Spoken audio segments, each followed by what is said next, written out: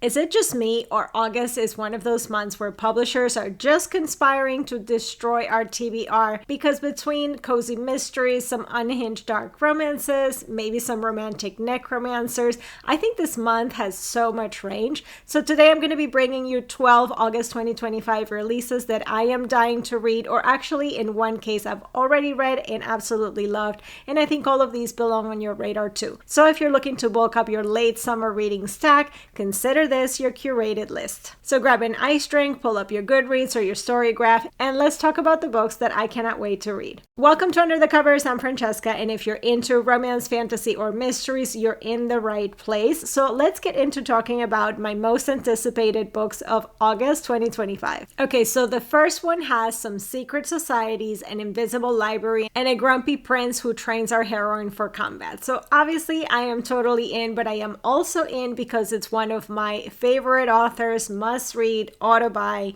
Gena Showalter. Now this is Kingdom of Tomorrow by Gena Showalter. This is the launch of a new fantasy romance series where the world is basically literally stitched together from fragments of two realms. There's gods, magic relics, and all. But I think what really has me interested in it is the heroine Arden. She finds a book written about herself. Imagine if you're reading your life in print and realizing that things may not be as they seem, and that you are about to get dragged into a deadly war game, and that there may be an enemies to lovers vibe with a ruthless prince. So I think it's giving a bit of Fourth Wing, maybe Atlas 6, and of course I'm sure with Gena Showalter's signature drama and romantic tension and spicy characters. It is set in a royal academy, which means we're going to get some training montage, some secret missions, and possibly some betrayal. So I cannot wait for it. Now for my second one, if you're into rebellious heiress flirty banter and a forced proximity situation on a ship, then this one is for you.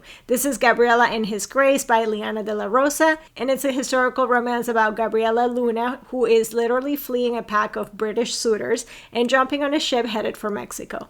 She is bold, defiant, and not interested in settling down until she meets Sebastian, who is this grumpy, broke duke who is running out of options. Now she needs a fast escape and he needs money, so they come to this scandalous deal. Naturally, sparks are going to fly between them and things are going to get complicated. You're going to be in close quarters. There's going to be lots of forbidden tension and lots of banter that I think is going to be perfect. Now this one sounds like a great mix of adventure, slow burn, and some historical heat, plus also a heroine who knows what she wants and a duke that's not going to see her coming. The third book is perfect if you're into secret societies, forbidden love, and Greek myth-inspired stories. This is Endless Anger by Sav R. Miller, and it's basically kicking off a new spin-off set in a shadowy university full of hidden rituals and seriously some bad decisions and lots of history. It follows Asher, the violent and brooding son of a notorious man,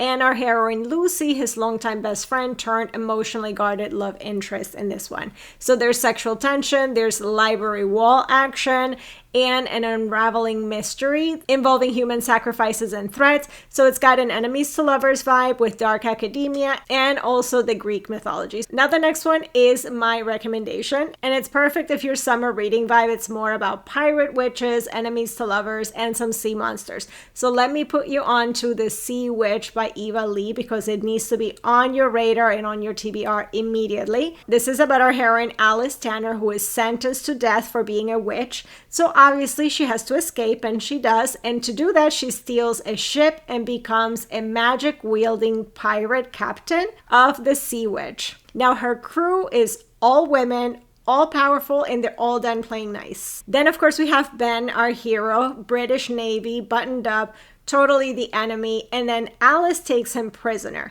So what follows is this forced proximity with him being a captive on her ship, tropical danger, slow burn tension, and a magical quest that is going to basically take down an empire. So think Pirates of the Caribbean meets A Discovery of Witches. It's got a great feminist twist and lots of chaotic chemistry. It is just amazing. Honestly, I'm obsessed with it and I cannot wait for book 2. Okay, now the next one, you have to imagine getting murdered at the altar by your new husband, and then you make a deal with the god of death to take back your throne. So that is the Deathless one by Emma Hamm. I think it sounds wild and amazing, and it's a great dark romantasy to get into, also the beginning of a new series. In this one, Jessamine, our heroine, is a princess sacrificed for politics until her spirit meets a vengeful death god who wants out of the underworld. So they make a deal. She's going to help him return to the mortal realm, and he helps her reclaim her kingdom. But he's a trickster, a death god,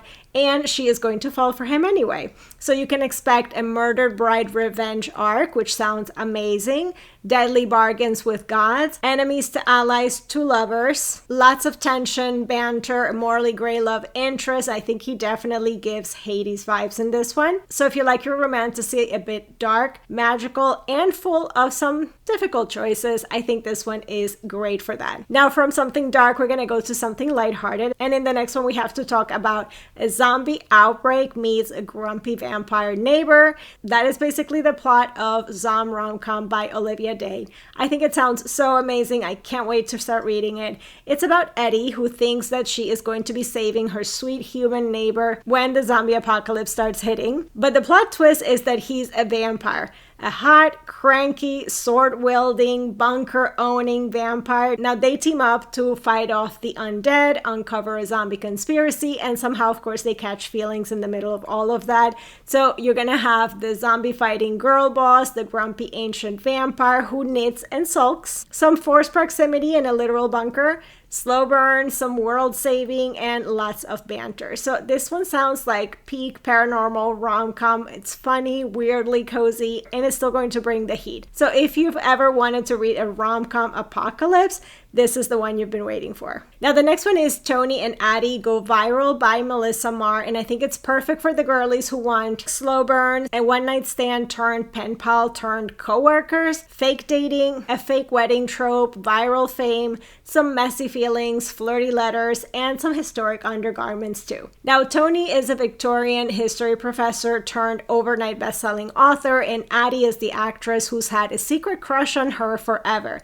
So when casting happens for the book's TV adaptation, Addie shows up, and surprise, she's actually inspired the lead character. So now they're navigating some fan chaos, chemistry, public scandal, and all while trying not to catch very real feelings in a very fake romance. It is sweet, spicy, chaotic, it's full of queer joy, and I think it should be on your TBR immediately because it sounds like peak summer. For my next one, if you love your murder with a side of romance and maybe a little dash of Victorian scandal, then this one needs to be on your TBR. It's A Silence in Belgrave Square by Jennifer Ashley, and this one brings back cook turned amateur sleuth Kat Holloway, and this time the man that she loves is going undercover and is going to be in serious danger. So he is infiltrating a nobleman's house as a fake secretary. She is digging up some secrets across London's upper crust. There's going to be blackmail, political plots, threats to the crown. So Kat has her rolling pin ready, her informants, her plan,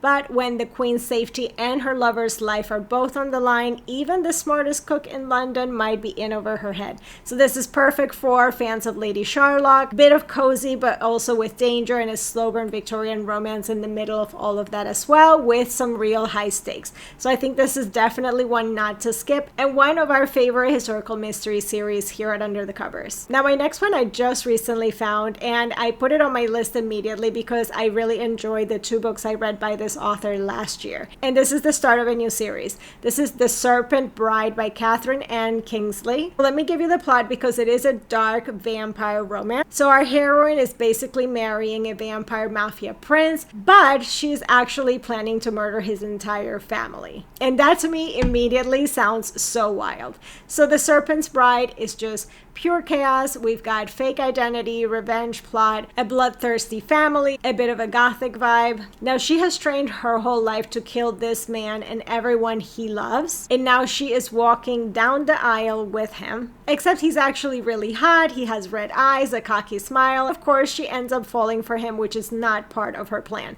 So if you love an enemies to lovers that goes full dark, I think this one is going to deliver. Now, it sounds like super spicy, brutal, and morally gray in all the best ways. I cannot wait to read this one. Now, for my next one, again, something a little more lighthearted. It's The Entanglement of Rival Wizards by Sara Raasch. Now, this one is for anyone who loves a bit of messy magical academia, rivals to lovers, and some emotional damage in a lab. So we have Sebastian, who is grumpy, stressed, he's a human, and Theo, who is a half-elf, a conjuration prodigy, and Sebastian's absolute worst enemy. Or so he thinks. They are both competing for a prestigious magical research grant until the university pulls a cruel trick and they have to share the lab, which means close quarters, snarky banter, and a bit of mutual sabotage as well. It's a fantasy academia with queer romance, magical tensions, and emotional stakes as well. So if you like the rivals to lovers feel of red, white, and royal blue, but you wish it came with spells and elves, then I think you're going to want to read this one. And then we're getting into my mysteries and thrillers. I'm going to start off with Too Old for This by Samantha Downing. So basically, what if your sweet little bingo grandma used to be a serial killer? That is the premise of this book, and I am so here for it. So Too Old for This is like if Dexter retired, moved to a quiet town, and just wanted to be left alone. But of course, Dexter is female and she wants to be left alone with her casseroles and her gossip circle, but then someone comes knocking. Now Lottie's living her peaceful post-murder life until a nosy journalist shows up asking too many questions about unsolved crimes. And let's just say that all habits die hard, right? So this one is sharp, dry, darkly funny, and I think honestly she might be too old for this, but I am very much not too old to be obsessed about this storyline because it sounds like so much fun. So if you like morally gray women, a small town secrets, I think this one needs to be on your list. And then the last one that I have for you is a cozy mystery, and it's Just Another Dead Author by Katarina Bivald. So imagine if you're a mystery author and you're heading to this cozy little writer's retreat in the French countryside. You're expecting sun, wine, and lots of fellow book nerds, which sounds absolutely dreamy, but then imagine that the keynote speaker drops dead during your lecture. So that is what happens to our heroine Barrett in Just Another Dead Author. It turns into this full murder mystery. So you have jealous authors, old grudges, dramatic egos, and everyone at this retreat, of course, had a reason to want this guy dead, including maybe Barrett as well. So the local French detective is really not vibing with Barrett's amateur sleuth things, but it's not her first rodeo.